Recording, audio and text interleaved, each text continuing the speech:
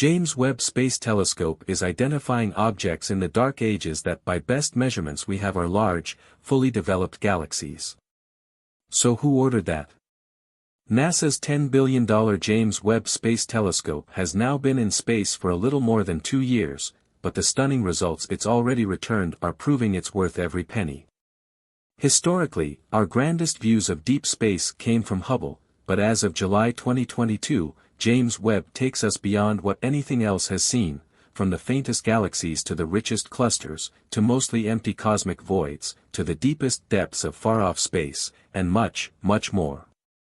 The superior telescope has revealed details we've never seen before, beyond all expectations.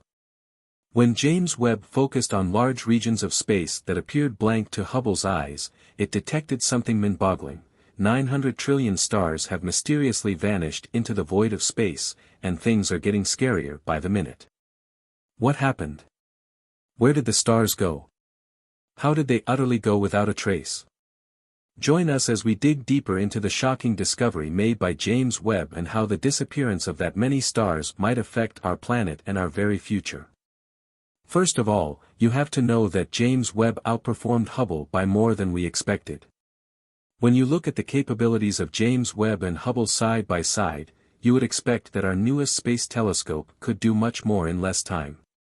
Whereas Hubble has a primary mirror that's 2.4 m across, Webb's segmented mirror spans 6.5 m. This leads to a resolution that's 270% as sharp for the same wavelength light and light-gathering power that's 730% as great as Hubble's. From the physics of optics alone, that's how much better and faster James Webb should be than Hubble, not including the advantages James Webb also possesses in terms of cooling, wavelength coverage, and instrumentation. In other words, for the same amount of observing time, you'd expect that James Webb would collect 730% as much light as Hubble. But James Webb, as you can see in the comparison of its composite image of galaxy cluster SMACS 0723 with that of Hubble, is doing even better than that. Hubble time is divided up into orbits, as from its position in low Earth orbit it completes a revolution around our planet every 96 minutes.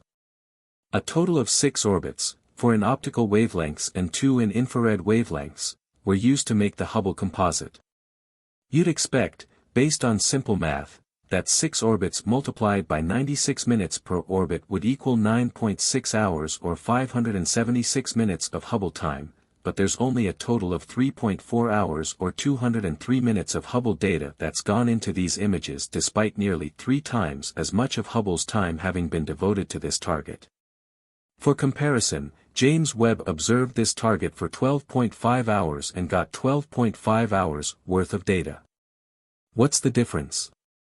Location. Hubble, because it's in orbit around Earth, spends more than 50% of its time with the Earth and the Earth's atmosphere in the way of its desired target and can only acquire useful data when its target is in full unobstructed view of the telescope. Meanwhile, James Webb is some 1.5 million kilometers away at the L2 Lagrange point. It always faces away from the Sun, away from the Earth, and away from the Moon. It never has to contend with these obstacles to pristine observing, and so its observations of targets are 100% time efficient as opposed to less than 50% time efficient like Hubble was.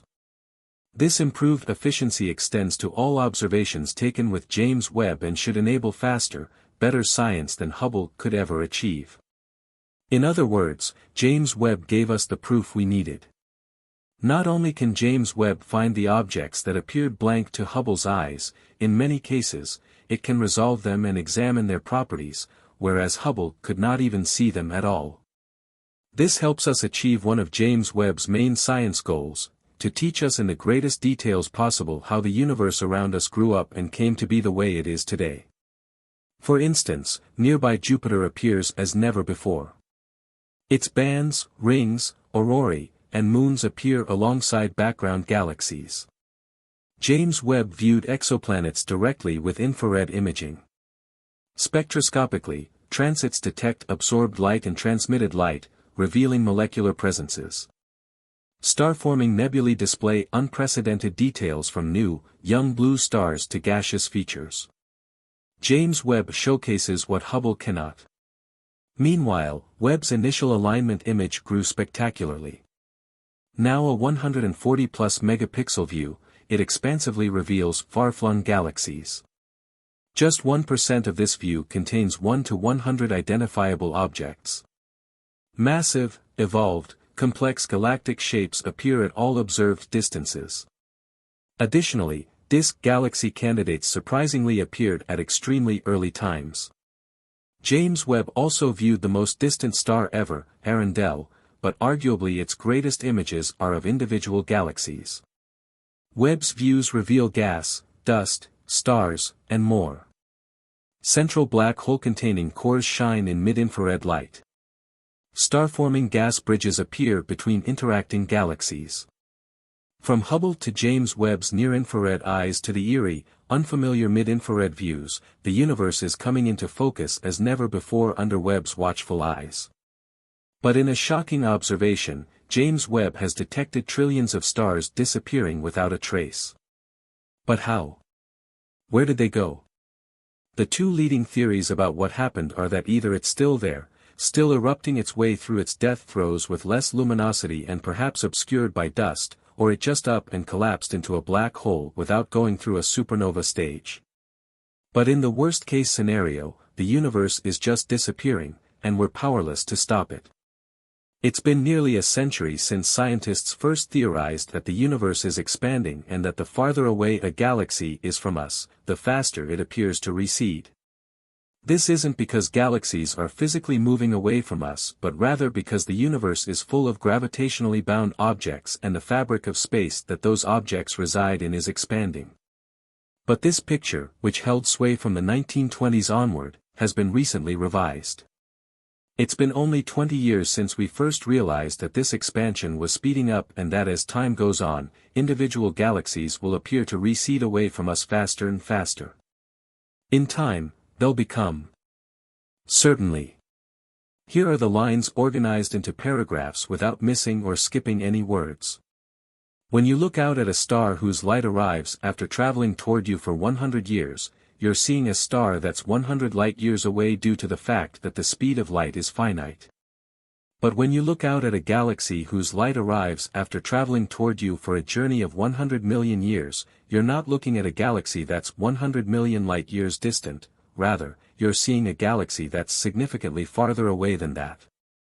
The reason for this is that, on the largest scales, objects that aren't gravitationally bound together into galaxies, groups, or clusters are in an expanding universe. The longer it takes a photon to travel from a distant galaxy to your eyes, the greater the role of the universe's expansion, implying that the most distant galaxies are even farther away than the amount of time the light from them has been traveling. This shows up as a cosmic redshift. Since light is emitted with a particular energy and hence a particular wavelength, we fully expect that it will arrive at its destination with a particular wavelength as well. If the fabric of the universe were neither expanding nor contracting, but rather were constant, that wavelength would be the same. But if the universe is expanding, the fabric of that space is stretching, and hence the wavelength of that light becomes longer. The great redshifts we've observed for the most distant galaxies have absolutely verified this picture. But we can do much more than determine that the universe has expanded and continues to expand. We can use all the information we gather to conclude how the universe has expanded over its history, which in turn tells us what the universe is composed of. Once the light leaves a distant cosmic source, the expanding universe stretches the wavelength of that light. This leads to a redshift where the more distant objects will have their light redshift for longer amounts of time. When different components of the universe were more important by measuring sources at a whole slew of distances, discovering their redshift, and then either measuring their intrinsic versus apparent size or their intrinsic versus apparent brightness, we can reconstruct the entire expansion history of the universe. In addition, since the way the universe expands is determined by the various types of matter and energy present within it, we can learn what our universe is made out of: 68% dark energy equivalent to a cosmological constant, 27% dark matter, 4.9% normal protons, neutrons, and electrons matter, 0.1% neutrinos and antineutrinos, About 0.08% photons, and absolutely nothing else, including no curvature, no cosmic strings, no domain walls, no cosmic textures, etc. Once we know the components of the universe to this degree of precision, we can simply apply this to the laws of gravity given by Einstein's general relativity and determine the future fate of our universe. What we discovered when we first applied this to the discovery of a dark energy-dominated universe was shocking. First off, it meant that all the galaxies that weren't already gravitationally bound to us would eventually disappear from view. They would speed away from us at an ever-increasing rate as the universe continued to expand and expand and expand, unchecked by gravitation or any other force. As time went on, a galaxy would get more distant, meaning that there was an increasing amount of space between that galaxy and ourselves. The galaxy appears to move away at greater and greater speeds due to the expansion of space. But this leads to an inevitable conclusion that is even more disturbing. It means that at a particular key distance from us, due to the expansion of the fabric of space itself, a photon either leaving our galaxy toward a distant one or approaching ours from a distant galaxy will never reach us. The expansion rate of the universe is so great that distant galaxies become unreachable to our own even if we were to move at the speed of light. At present, that distance is only about 18 billion light-years away as the matter and radiation density is still dropping, and so is the overall expansion rate. If you consider that our observable universe is some 46 billion light-years in radius and that all regions of space contain the same number of galaxies as one another, it means that only about 6% of the total number of galaxies in our universe are presently reachable by us even if we left today and traveled at the speed of light. It also means that, on average, between 20 and 60,000 stars transition every second from being reachable to being unreachable. The light they emitted a second ago will someday reach us, but the light they emit this very second never will. It's a disturbing, sobering thought, but there's also a more optimistic way to view it. This is the universe reminding us how precious every second is. It's the universe telling us that if we ever want to travel beyond our own local group, beyond the gravitationally bound set of objects made up of Andromeda, the Milky Way, and about 60 small satellite galaxies, that every moment we delay is another opportunity being lost. Of the estimated 2 trillion galaxies in our universe today, only about 6% of them are still reachable from the point of view of the Milky Way, and that number is getting smaller all the time. This also means that 94% of the galaxies in our observable universe are already out of humanity's reach owing to the accelerated expansion of the universe caused by dark energy. Every galaxy beyond our local group, as time goes on, is destined for that same fate unless we develop the capacity for intergalactic travel and head out to other galaxy groups. Humanity will forever be stuck in our local group. As time goes on, our ability to send or receive signals to what lies beyond in the great cosmic ocean will fade from view. The accelerated expansion of the universe is relentless, and the gravity we have isn't strong enough to overcome it. The universe is disappearing, and there's absolutely nothing we can do about it. At that time, one of the biggest existential questions we're capable of pondering is how it will all ultimately end. By observing the universe today, determining the laws that underlie it, and watching how the objects within it all appear to recede from us, we've figured out that not only is the universe expanding, but that the expansion is accelerating. As time goes on, distant objects outside of our own local group move away from us at eternally increasing speeds, eventually leading to a cold, dead, empty universe powered by dark energy. Most of us assume, consistent with the observations, that dark energy is a constant in space, with its energy density remaining constant everywhere we look. But if dark energy strengthens with time, that would change our fate dramatically, leading to a scenario known as the Big Rip. If we want to understand what the Big Rip is, the first thing we need to understand is the motivation for considering it, the evidence for the existence of dark energy. If you imagine the universe as it was a long time ago, back in the earliest stages of the hot Big Bang, you'd find that there were 2 different effects vying for domination. There's the initial expansion rate, which works to drive everything apart as quickly as possible, and opposing it, there's the gravitational effects of all the matter and energy in the universe working to pull everything back together and recollapse the universe. Most of us would imagine three different possible fates, akin to the fable of Goldilocks and the Three Bears.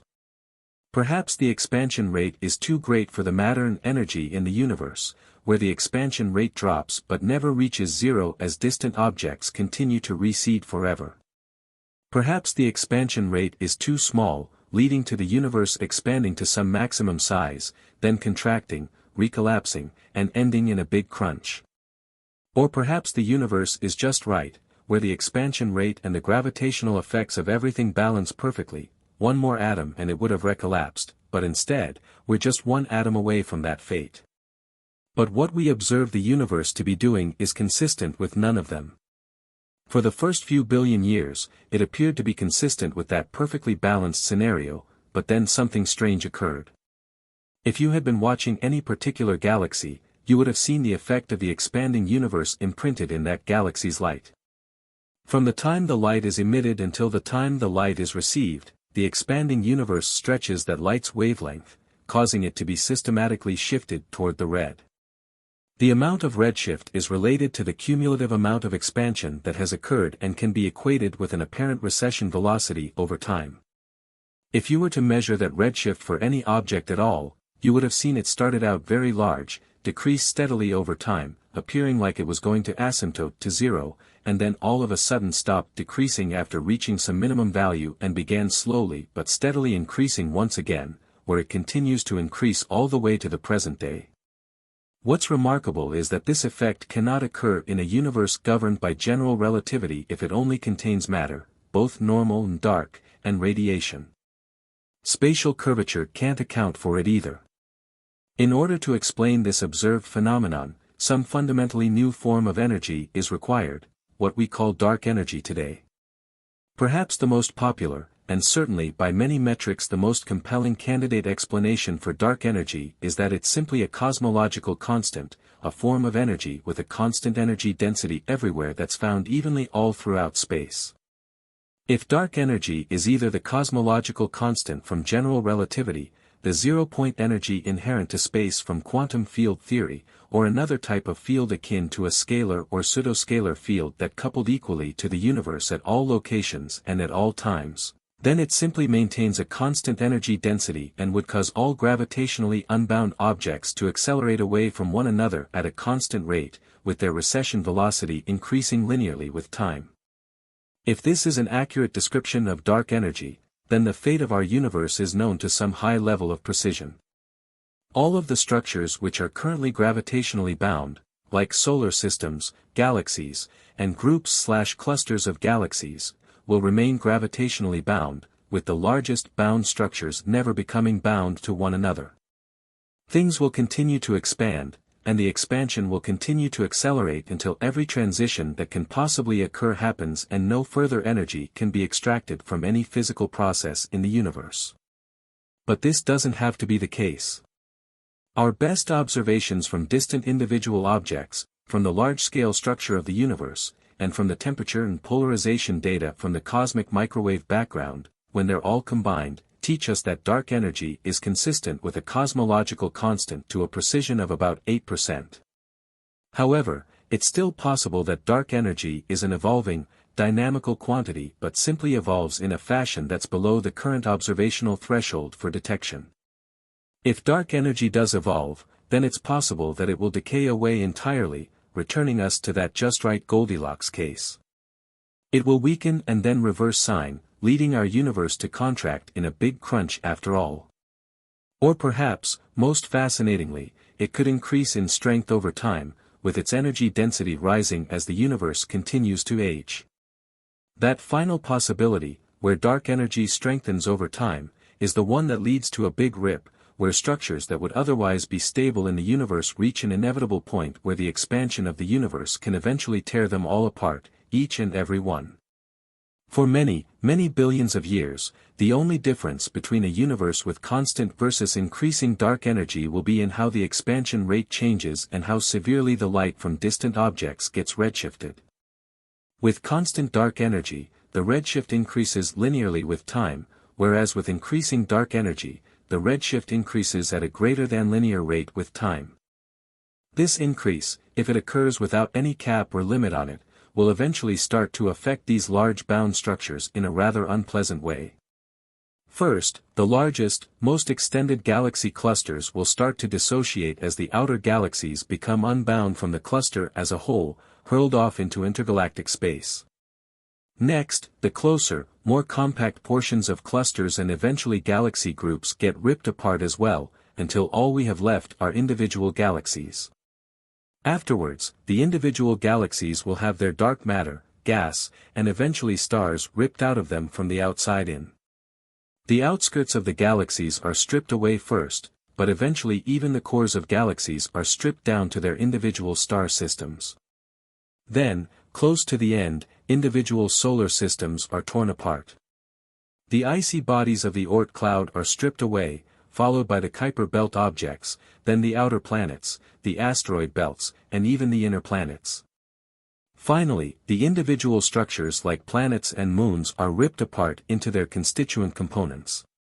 In the penultimate instance of the universe, molecules are torn apart into their individual atoms, electrons are stripped off of their nuclei, and atomic nuclei are ripped apart into protons and neutrons, which are then ripped apart into quarks and gluons just moments before the fabric of space and time itself is demolished by dark energy. Although this might sound like a far-fetched scenario, you must remember that if dark energy strengthens over time and you have no restriction on the amount of time that can pass, then all of these occurrences are simply inevitable. The only question is when. Fortunately, dependent on the nature of dark energy and how its strength changes over time, we can calculate how long it will be before each step occurs. When it was originally proposed, that first step could have occurred as soon as 22 billion years from now, but that's been pushed out to something like 60 to 80 billion years from now at minimum. However, once that first step occurs, tearing apart structures on scales of about 20 million light-years, everything else proceeds rather quickly. Dark energy needs to strengthen tremendously to start overcoming the immense force of gravity, and once it can do so for the most loosely bound structures, we're talking only hundreds of millions of years before all of the galaxies are torn out of their home groups and clusters. Then, it's only tens of millions of years until stars are ripped out of their individual galaxies. Next, it's only a few months until the outer planets are ripped away from their parent stars, and weeks before the inner planets suffer the same fate. It's only in those final few minutes that our planet itself will be torn apart, and fractions of a second for molecules, atoms, and more to be ripped apart. The greater the amount of force and energy required to tear something apart, the less time there is remaining until the universe itself comes to an end. After all, the Big Rip is one possibility for how the universe could end, but if dark energy increases with time, we have to face the facts. At some point, we're going to have to deal with energies and temperatures that are high enough that we've never explored them. In those regimes, anything that's not ruled out remains possible. That's all the information that we have for you today. Don't forget to give us a thumbs up if you enjoyed today's episode, subscribe if you haven't already, and hit the bell so you never miss out on future episodes. And be sure to also tell us what you think about today's content. Everyone's support motivates us to continue delivering quality content and to always improve. As always, thanks for watching, and we will see you next time.